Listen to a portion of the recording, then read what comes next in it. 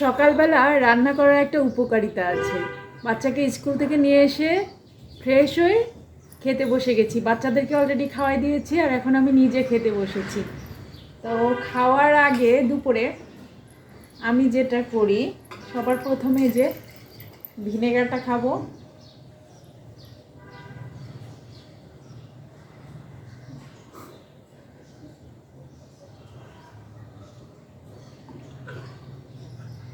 ব্যাস 2 চা চামচের মতো ভিনেগার এক গ্লাস পানিতে নিয়ে খেয়ে নিচ্ছি।